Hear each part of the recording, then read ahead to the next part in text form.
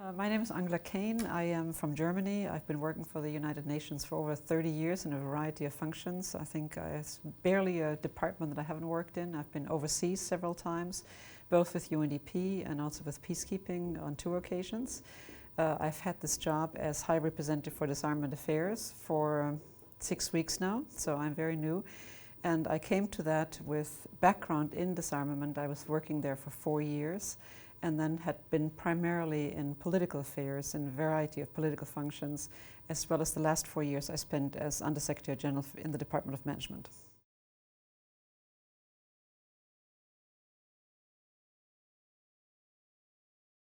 People of my generation who grew up in Germany will recall that we had always practice tests at schools, and you had to simulate basically when there would be an attack of a nuclear weapon and what would you do. We all had to hide under the tables in the school. That's how it was normally done. But of course this was fun for little kids, which is what I was then. But on the other hand, the first issue really comes up when you heard about the nuclear testing. There was growing realization that these nuclear tests were actually damaging. I remember literally in the 50s, for example, when you had nuclear tests, people would actually travel to go and watch them. And there were pictures of mushroom clouds.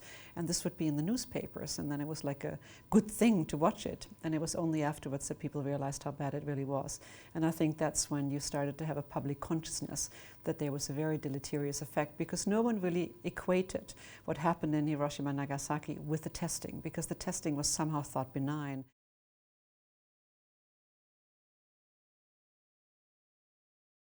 When I started working in disarmament, I would really say that this is one of the high times of disarmament. It was a very difficult time because there was a lot of public sentiment. If you look at the historic record in 1978, when we had the special session on disarmament, we had 100,000 people or 120,000 people demonstrating in Central Park. I mean, I remember it was just a sea of people. There was tremendous involvement on the part of civil society to demonstrate against it, because it also came out of a period when the then Soviet Union and the United States were at a very nadir of their relationship. And so there was a feeling something has to change. Those are the 2 of the 5 nuclear powers. They need to do more.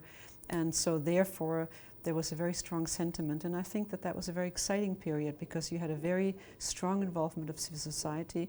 I think you have it now too, but it is not as mainstreamed in terms of the public out there demonstrating. There was a lot more demonstration at the time. It was heady. It was an exciting time to be in there, because you felt you were part of changing the world. And I think that is something that when you work at the United Nations, you are already part of. And I never thought I would be as long at the United Nations, but I've always been motivated of you can do something to change. You can actually contribute to that in your own way. And maybe it's just a small part, but it is a part of it. And it's very empowering to feel that way.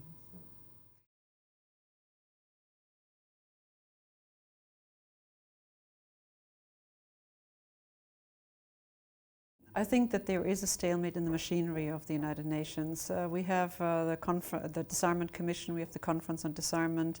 In Geneva, we have the first committee. But what I find absolutely amazing is that when you look at the period when there was much more of a confrontational attitude between the major powers, you did have agreements that were negotiated. You did have achievements that were made. And right now, it seems like everyone sits back and so says that maybe that is enough. But on the other hand, it isn't enough, and I think we do need to make more progress. And I am here in Vienna for the Preparatory Committee of the NPT Review Conference. And I think it is, again, the sentiment is very much there that it is not enough. You have 3 pillars of the NPT Treaty. Nuclear disarmament is one of them, and that is one that has to be approached in a balanced manner. That is what you hear from many states among the delegations.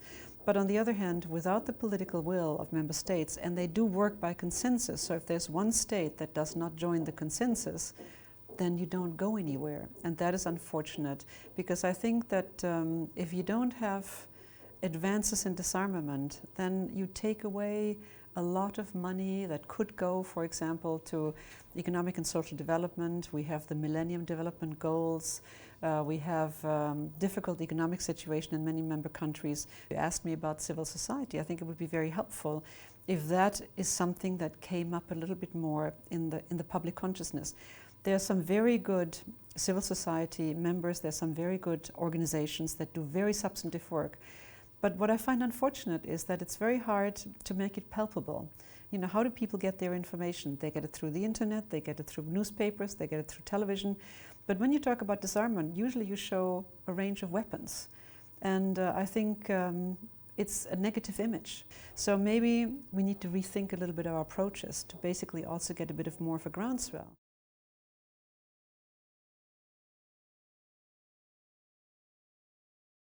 I think that the CTBT, I hope, will come into power soon. I think that the recent ratification by Indonesia was a very, very positive step. But of course, it's nothing that happens in isolation. I think if there are other developments around it, it would also help to put more pressure on those states that need to ratify it still to actually do so. And there are always difficulties. They say, well, you know, the political climate isn't quite right, or whatever reasons are being given.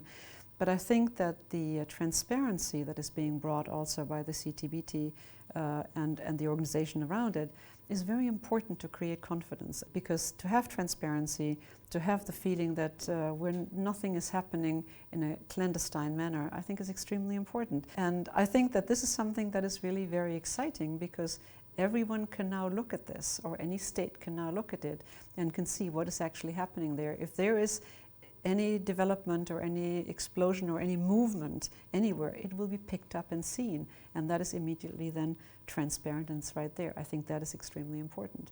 But on the other hand, if you have the goal, and that is one of the basic goals of the United Nations and the member states, to have complete nuclear disarmament, why do you need testing? So I think you have to look also at the rationale for why do you really need nuclear testing if you are basically saying we're not going to use them.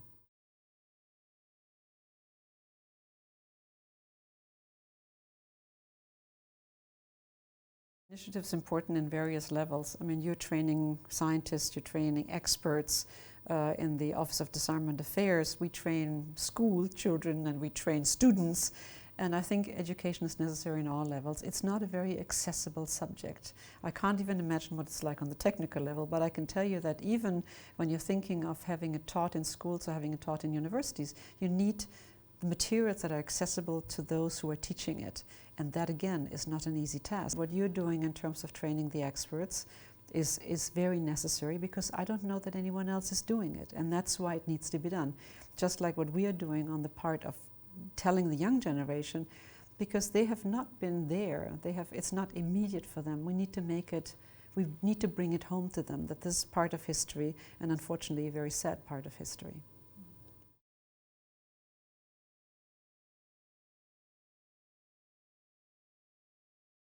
I'm told that I'm the first High Representative for Disarmament Affairs. I am very flattered. I think women are very good at this kind of work, because I think that there is a definite role for women to actually move this forward. And again, I come to this by sometimes having women think that this is not accessible, that this is something you look around, for example, in the third committee of the United Nations, which is social affairs. There are 80% of the delegates are women. And I think that somehow, I don't know why it is that it tends to be in that field. I would encourage more women to go into fields that are seen as a bit more, shall I say, intimidating.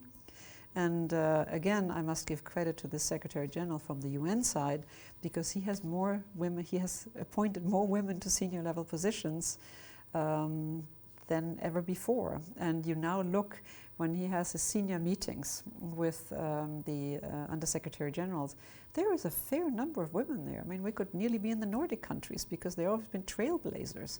And that is something that is very encouraging, because there's also much more of a network now about women who work on not the soft issues, but the hard issues. And I think that that is extremely positive.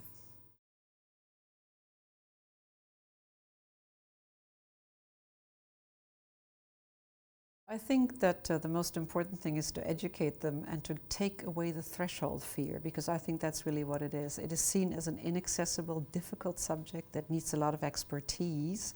And so if you kind of overcome that first hurdle, that it isn't all that intimidating, then maybe this is something that they will enter in larger numbers. And I would very much welcome that. I think that would be great.